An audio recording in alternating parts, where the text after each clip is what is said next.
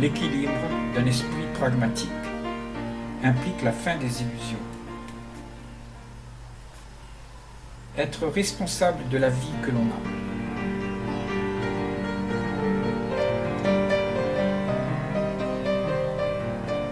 Celui qui est dans l'expectative que quelque chose de gai lui arrivera utilise l'espoir qui lui est insufflé à travers ce que la réussite peut offrir. La stratégie est celle de devenir l'être modèle que tout un discours fait miroiter par l'effort qui doit être fourni. Il faut comprendre que l'image que l'on se fait de soi n'est pas une réalité, mais c'est le fait d'une spéculation qui fait naître le sentiment d'un contentement à atteindre. Mais cela n'a rien à voir avec l'effet de la plénitude qui se vit d'instant en instant, peu importe l'échec ou le succès. Le mode de vie soutenu par celui qui prend plaisir à idéaliser la vie est l'espoir que l'on se donne. On veut des lendemains meilleurs qui rassurent et qui font croire que l'on maîtrise la situation. Mais en agissant ainsi, la joie succombe, car on s'emprisonne dans l'accoutumance de ce que l'on tient pour acquis. Et de toute évidence, il y a dans cette démarche de l'escobarderie envers soi. Quand la responsabilité des actions inconscientes et compulsives est dénigrée au profit de l'image que l'on crée de soi, il y a reniement de la réalité.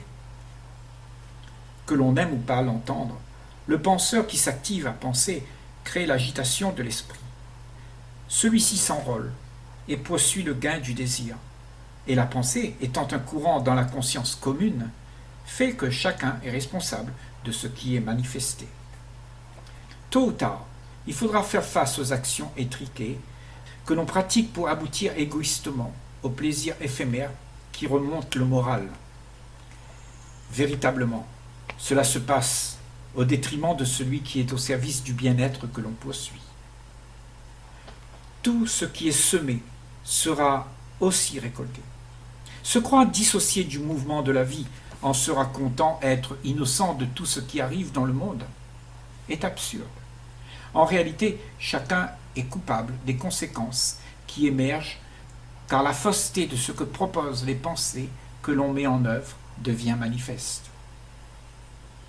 Le monde est le résultat de tous les désirs que l'on se promet d'atteindre. Et grand nombre de tous ceux qui partagent la planète ont tendance à le renier. Pourtant, les blessures que l'ambition aveugle laisse sur son cheminement sont bien visibles et indéniables. La souffrance est bien là, et il serait judicieux de voir d'où les racines s'alimentent. Le problème est de savoir comment on en est arrivé à être délabré de bon sens. Aussi, il est impératif de se demander si les actions incongrues que l'on pratique afin d'être rassasié de sa soif égocentrique a pour cause de profiler la médiocrité dans laquelle on se complaît. L'action consciente est celle qui répare ce qui est fait inconsciemment. L'ambition d'arriver à ses fins crée des situations douloureuses, car elles sont faites à l'insu de la présence d'esprit.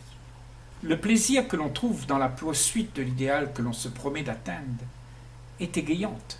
Cela procure un moment de plaisir instantané, mais dès que l'effet s'amenuise, il est suivi de désenchantement, puis de consternation qui mène inexorablement à une sorte de névrose. Faire semblant que tout va bien, parce qu'on est sous la domination d'un engouement attisé par la convoitise du gain, c'est se mentir. Et pour faire face à cet état d'envoûtement, la sincérité envers soi doit être remise en cause. Ce qui implique aussi la nécessité de se laisser emporter par l'élan du cœur. Cela pour être attentif à la beauté de la vie et ne pas être amouraché par ce qui se substitue à elle.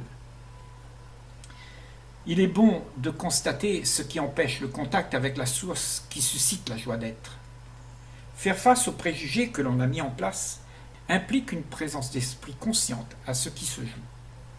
Mais quand les phénomènes se manifestent à l'insu de l'esprit distrait, il existe de la dissonance en soi. C'est la raison pour laquelle les actions compulsives qui s'activent dans les quotidiens sont à débusquer pour que la prise de conscience puisse avoir lieu. La souffrance en soi porte le sceau de l'inconscience des hommes qui agissent dans l'ignorance, emportés par la demande que projette la cupidité sans frein. Tout se passe en soi. Ce n'est pas le monde qui doit être changé, c'est le fonctionnement incongru que l'on a de se satisfaire qui doit être placé sous observation. Peu importe l'énergie que l'on se donne afin de contrôler les dysfonctionnements de la société et des relations que cela inclut, ce sera une peine perdue, car c'est ici l'action de la pensée qui se met à vouloir résoudre le problème du chaos. Or, de par sa nature, elle est contradictoire. Tout ce que propose la pensée cause le chaos, qui ensuite s'implique à restaurer l'ordre. Il s'agit surtout de voir s'il est possible de ne plus être impliqué dans la fabrication du chaos qui sévit. Et cela signifie que l'esprit doit être en paix et non asservi par l'illusion que véhicule la pensée. Un esprit qui ne contribue plus aux assignations de la pensée est attentif à la beauté. Il en est investi. Plus rien ne perturbe l'ordre naturel que cela implique. L'esprit n'est pas dérangé par l'agitation des pensées qui jacassent sans cesse. Ne pas s'enrôler avec le raffut de ce que projette la pensée est ici le plus beau cadeau que l'on puisse offrir à l'humanité. Mais quand on est occupé à vouloir contrôler et organiser le monde selon ce que semblent prescrire les expériences acquises, alors, indubitablement, l'esprit va vers l'épuisement, la démoralisation et la déchéance. Et comme la pensée avec laquelle on opère est limitée à tout ce qui est connu, on tourne en rond à répéter les mêmes actions. Être présent dans sa paix intérieure. La réalité est que personne n'est coupable des sentiments qui se jouent dans la vie d'autrui. La joie d'être appartient à celui qui ne se laisse pas embarquer par ses propres émotions que font émerger la pensée. La paix d'esprit se construit lors du face-à-face avec ses réactions. C'est dans ces moments vécus que l'on prend conscience du danger que cela implique, là où on est emporté par l'événement qui arrive. L'art de rester conscient permet d'être libre de l'action compulsive qui exclut la paix. C'est quand on est attentif au scénario de sa vie qu'il y a une vigilante attention. Effectivement, il y a là, dans le regard aux aguets, un état pacificateur qui empêche la peur de prendre le dessus. La présence consciente fait que tout ce qui est dans l'ombre est porté à la lumière. C'est alors que les réactions instinctives sont consignées, car elles n'ont pas leur raison d'être. L'esprit est en paix. Il a la maîtrise de soi.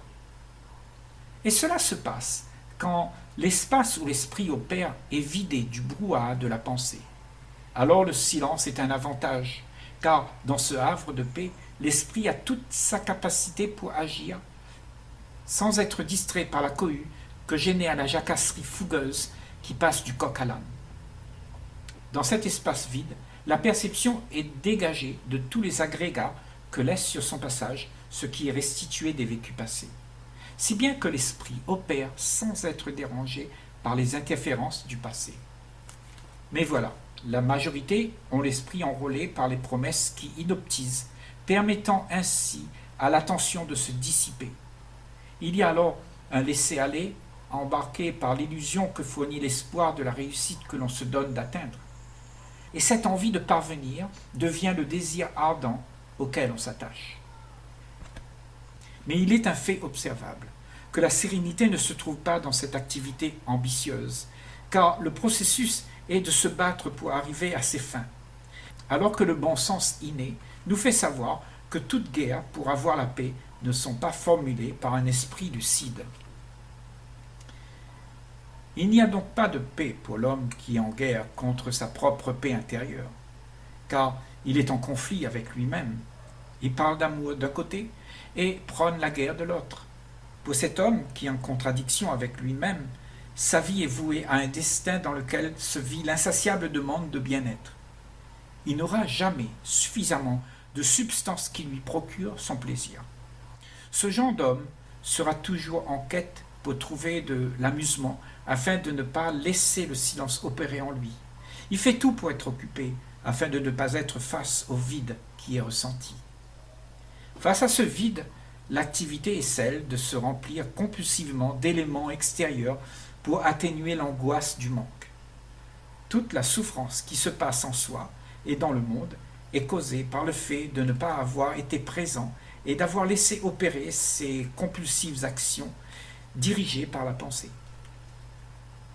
Poursuivre ce que l'instinct demande ne permet pas à la vision d'être présente, afin d'explorer ce qui se passe en profondeur.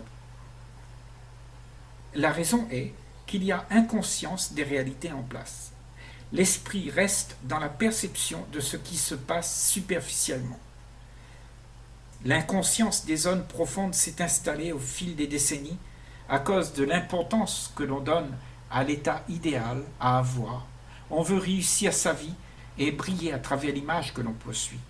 Si bien que la vision de la vie que l'on a est celle qui est identifiée à partir de ce qui est envié. D'où l'esprit limité à ce qui est apparent.